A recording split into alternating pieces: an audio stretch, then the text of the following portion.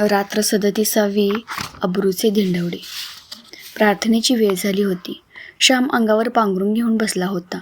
तो आजारी होता. प्रार्थना झाल्यावर तो बोलू लागला. जप्तीच्या वेळी आमची दूर्वांची आजी घरी नव्हती. ती कोठे गावाला गेली होती. ती परत आली. आई त्या दिवसापासून अंथरुणालाच खिळली. तिच्या अंगात ताप असे तो निघत नसे. शुश्रूषा तरी कोण करणार. आजीला होईल तेवढ्या आजी करत होती. राधाताई मधून मधून येत व आईला कधी मुरावळा आणून देत, कधी पित्ताची मात्रा आल्याच्या रसात देत. जानकी वहिनी, नमू मावशी वगैरे येत असत. परंतु घरात आता काम कोण करणार. शेजारच्या शरदला नाव कोण घालणार. आई जी 2 रुपये मिळत होती ते आता बंद झाले. वडील आले म्हणजे दूर्वांची आजी रागाने चरफडे बडबडे. मेला स्वयंपाक तरी कसा करावयाचा. चुलीत घालायला काडी नाही, गोवरीचे खांड नाही, भाजीत घालायला तेल नाही, मीठ नाही, का नुसता भाजी भात उकडून वाढू. दूर्वांची आजी बोलत होती. माझे वडील शांतपणे तिला म्हणाले, नुसते तांदूळ उकडून आम्हाला वाढ. द्वारका काकू, आमची अब्रू गेलीच आहे, ती आणखी दौडू नको. त्या दिवशी आई पुरुषोत्तमाला म्हणाली, पुरुषोत्तम, तुझ्या मावशीला पत्र लिही. आता अखेरच्या वेळी तीच उपयोगी पडेल. तिला लिही म्हणजे ती येईल. राधाताईंना एक कार्ड देण्यासाठी मी सांगितले आहे. जा घेऊन ये, नाहीतर इंदूलाच मी बोलवते म्हणून सांग. तेच चांगले पत्र लिहील. जा बाळ, बोलवून आण. पुरुषोत्तमने इंदूला सांगितले व इंदू कार्ड घेऊन आली. यशोदाबाई, जास्त का वाटते आहे. कपाळ चेपू का मी. ती प्रेमळ मुलगी म्हणाली. नको इंदू, विचारलेस एवढे पुष्कळ हो. कपाळ चेपून अधिकच दुखते. तुला पत्र लिहिण्यासाठी बोलवले आहे. माझ्या बहिणीला पत्र लिहावयाचे आहे, सखूला. तिला माझी सारी हकीकत लिही व मी बोलावले आहे म्हणून लिही. कसे लिहावे ते तुलाच चांगले समजेल. आई म्हणाली. इंदूने पत्र लिहिले व वर पत्ता लिहिला. पुरुषोत्तम ते पत्र पेटीत टाकून आला. इंदूचा मुलगा घरी उठला होता म्हणून इंदू निघून गेली. बाळ, पाणी दे रे, आई माझ्या लहान भावाला म्हणाली. तो एकदम तोंडात ओतू लागला. चमच्याने घाल रे तोंडात, संध्याच्या पळीने घाल चमचा कुठे नसला तर, असे आईने सांगितले. आईने सांगितले तसे पुरुषोत्तमने पाणी पाजले. या जानकीबाई, या हो, बसा. जानकीबाई समाचाराला आल्या होत्या. पाय चेपू का जरा, त्यांनी विचारले. चेपू बिपू नका, ही हाडे जानकीबाई, चेपल्याने खरेच जास्त दुखतात. जवळ बसा म्हणजे झाले. आई म्हणाली. आवळ्याची वडी देऊ का आणून, जिभेला थोडी चव येईल. जानकीबाईंनी विचारले. द्या तुकडा आणून, क्षीण स्वरात आई म्हणाली. चल पुरुषोत्तम, तू जवळ देते तुकडा, तो आईला आणून दे. असे म्हणून जानकी बहिणी निघून गेल्या. पुरुषोत्तमही त्यांच्याबरोबर गेला व त्यांनी दिलेली आवळ्याची वडी घेऊन आला. आईने तोंडात लहानसा तुकडा धरून ठेवला. पुरुषोत्तम जवळ बसला होता. जा हो बाळ, जरा बाहेर खेळ-बिळ. शाळेत काही जाऊ नकोस. मला बरे वाटेल त्या दिवशी जा शाळेत. येथे कोण आहे दुसरे, असे त्याच्या पाठीवर हात फिरवीत आई म्हणाली. पुरुषोत्तम बाहेर खेळायला गेला. 3ऱ्या प्रहरी नमू मावशी आईकडे आली होती. आईची ती लहानपणीची मैत्रीण. ती गावातच दिली होती. दोघी लहानपणी भातुकलीने हंडी बोरखड्यांनी खेळल्या होत्या. दोघींनी झोपाळ्यावर ओव्या म्हटल्या होत्या. दोघींनी एकत्र मंगळागौर पुजली होती. एकमेकींकडे वसोळ्या म्हणून गेल्या होत्या. नमू मावशीला आईकडे वरचेवर येता येत नसे. तिचे घर होते गावाच्या टोकाला. शिवाय तिलासुद्धा मधून बरे नसे. ये नमू, कसं आहे तुझं. तुझ्या पायांना जरा सूज आली होती, आता कशी आहे. आईने नमूला विचारले. बरे आहे, चाफ्याच्या पानांनी शेकवली, सूज ओसरली आहे. पण तुझं कसं आहे. अगदीच अडकलीस, ताप निघत नाही अंगातला. नमू मावशी आईच्या अंगाला हात लावून म्हणाली. नमू, तुझ्याबरोबर पुरुषोत्तम येईल.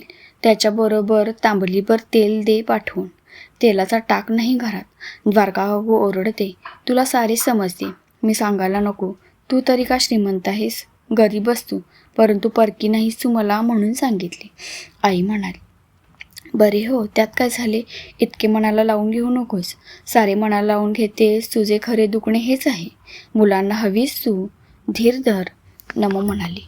आता जगण्याची इच्छा अगदी नाही. झाले सोहळे तेवढे पुरते. आई म्हणाली. तिने सांचे असे नको ग बोलू. उद्या की नाही तुला गुरगुल्या भात टोपात घालून आणीन, खाशील ना. नमू मावशीने विचारले. नमू डोळे मिटाव्या होता. किती हौशाळवाने लाजीरवाने जिने. आई डोळ्यात पाणी आणून म्हणाली. हे काय असे, बरी होशील तू व चांगले दिवस येतील. तुझे श्याम गजानन मोठे होतील. गजाननला नोकरी लागली का? नमूने विचारले. महिन्यापूर्वी लागली, परंतु अवघा 19 रुपये पगार. मुंबईत राहणं. तो खाणार काय, पाठवणार काय? शिकवणी वगैरे करतो. परवा 5 रुपये आले हो त्याचे. पोटाला चिमटा घेऊन पाठवीत असेल, आई सांगत होती. श्यामला कळवले आहे का तुझ्या दुखण्याचे? नमूने विचारले. त्याला कळवू नका असे मी त्यांना सांगितले. तिकडे बिचारा अभ्यास करीत असेल. उगीच कशाला त्याला काळजी. येण्यास पैसे तरी कोठे असेल त्याच्याजवळ. येथे आला म्हणजे फिरून जाण्याच्या वेळी हवेत पैसे. पैशांशिवाय काही लांबची अणीजाणी होतात. म्हणजे कापात जवळ होता वाटेल तेव्हा येत असे. परंतु विद्येसाठी लांब गेला. त्याला देवसुखी ठेव म्हणजे झाले. माझे काय? आई म्हणाली. नममावशी निघाली. कुंकू लाव ग, ते कोणाड्यात करंड आहे, आईने सांगितले. नममावशीने स्वतःच्या कपाळी कुंकू लावले व आईलाही लावले व ती निघून गेली. आई, हे बघ मावशीचे पत्र, मला सारे लागले. वाचू मी? असे म्हणून पुरुषोत्तमने मावशीचे पत्र वाचून दाखवले. मावशीचे अक्षर सुवाच्य व ठसठसीत असे. मावशी येणार होती. आईला आनंद झाला. इतक्यात इंदू आली. इंदू, उद्या येणार आहे हो सकू. तू पत्र लिहिले होतेस ना, हे बघ तिचे पत्र. दे रे इंदूताईला, आई पुरुषोत्तमला म्हणाली. इंदूताईने पत्र वाचले व म्हणाली, मी पाहीन त्यांना. तुम्ही त्यांच्या गोष्टी सांगत असा, वाटे की केव्हा त्यांना बघेन. इंदूच्या आईने इंदूला हाक मारली. पुरुषोत्तम चला आमच्याकडे, आईने सांजा केला आहे. इंदू म्हणाली, जा बाळा, त्या परक्या नाही तो, असे आईने सांगितले तेव्हा तो गेला. माझ्यामुळे तुझे असे हाल. तुला नीट खायला प्यायलाही मला देता येत नाही. मी अभागी आहे, काय करू मी तरी. वडील आईजवळ बसून म्हणत होते. हे काय असे? तुम्ही जर हातपाय गाळून रडायला लागला तर धाकट्या पुरुषोत्तमाने काय करावे? पुरुषांनी धीर सोडता कामा नये. तुम्ही काही मनाला लावून घेऊ नका. तुमच्या जीवावर मी पूर्वी उड्या मारल्या, सारी सुखे भोगली, वैभवात लोळले. मला काही कमी नव्हते हो. आले आहे 4 कठीण दिवस, जातील. मी पाहिले नाही तरी मुलांचे वैभव तुम्ही पहा. तुमच्या डोळ्यात मी येऊन बसेन हो, असे आई बोलत होती. तू सुद्धा बरी होशील. सखू येत आहे, ती तुला बरी करेल. वडील म्हणाले. कशाला खोटी आशा आता? आतून झाड पोखरले आहे सारे, ते पडणारच हो. माझे सोने होईल. भरल्या हातांनी मी जाईन, सुवासनी मी जाईन. तुम्हाला कोण म्हणून फक्त वाईट वाटते, नाहीतर काय कमी आहे? तुमच्या मांडीवर तुमच्याजवळ मरण यावे याहून भाग्य कोणते? या भाग्यापुढे सारी सुखे तुच्छ आहेत. या भाग्याच्या आनंदामुळे सारी दुःखेही मला आनंददायकच वाटतात. असे बोलत आईने वडिलांच्या मांडीवर आपला कडे हात ठेवला. बोलण्याने आईला थकवा आला होता. पाणी, थोडे पाणी द्या ना तुमच्या हाताने, आईने प्रेमाने सांगितले.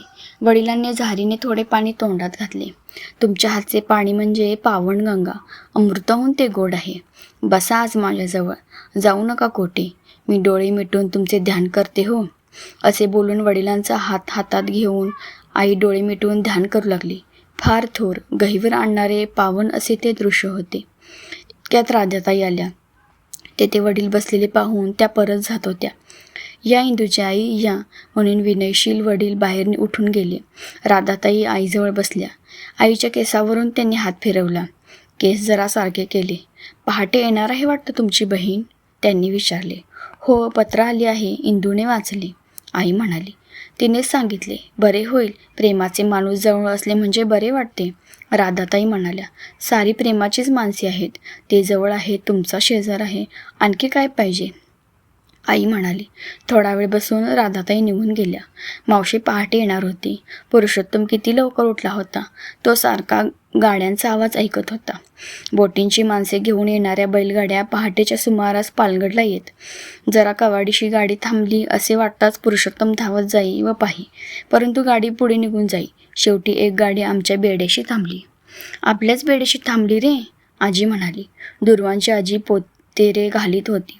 पुरुषोत्तम धावत गेला. वडीलही पुढे गेले. होय, मावशीच आली आहे.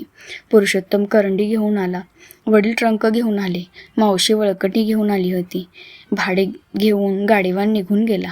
आई, मावशी आली ना, ही बघ, खरेच आली, आईला हलवून पुरुषोत्तम म्हणाला. पहाटेच्या वेळेला आईला स्वप्न पडत होते. आली, माझी वाट मोकळी झाली. असे आई म्हणाली. अर्धवट शुद्ध अर्धवट जागृत होती. माझी मावशी आईजवळ बसली. कितीतरी वर्षांनी बहिणी बहिणी एकमेकाला भेटत होत्या. आईची दशा पाहून, तो देह पाहून मावशीचे डोळे भरून आले. अक्का, मावशीने हाक मारली. त्या हाकेत, त्या दोन शब्दात मावशीचे प्रेम व उदार अंतःकरण ओतलेले होते. आलीस सखू? बस, तुझीच वाट पाहत होते. म्हटले केव्हा येतेस, पण आलीस लवकर. प्राण कंठी धरून ठेवले होते. म्हटलं तू येशील व ही मुले तुझ्या ओटीत घालून, तुझ्या पदरात घालून जाईन. सखू, आई रडू लागली. अक्का, हे काय वेड्यासारखे? मी आले आहे. आता बरी होशील हो. तुला बरे वाटू दे, मग तुला पुरुषोत्तमला मी घेऊन जाईन. मला आता नोकरी लागली आहे, मावशी म्हणाली. नको आता खोटी येणीसाने. आता फक्त देवाकडे जाऊ दे. या मठीतच कुडी पडू दे. मी आग्रह करून झोपडी बांधवली. ही स्वतंत्र झोपडी बांधवली. येथेच माझ्या राजवाड्यातच देह पडू दे. त्यांच्या मांडीवर तू जवळ असताना मरण येऊ दे. माय मरो व मावशी जगो असे म्हणतात. ते खरे ठरव. सखू, तुला ना मूल ना बाळ. तुझा संसार देवाने आटपला. जणू माझ्या मुलांसाठीच तुला त्याने निर्माण केले. तुझ्या मुलांचे सारे तू कर. तूच त्यांची आई हो. आई बोलत होती. अक्का, हे काय असे बोलू नकोस. बोलण्याने त्रास होतो. जरा पड, मी थोपटते हं. असे म्हणून मावशीने बरोबरचे ब्लँकेट आईच्या अंगावर घातले. चौघडी व गोधडी याशिवाय तिला काही माहीत नव्हते. मावशी आईला खरोखरच थोपटीत बसली. गंगा व यमुना यांचे पावित्र्य तेथे होते. उषा आणि निशा यांचे भेटीचे गांभीर्य होते.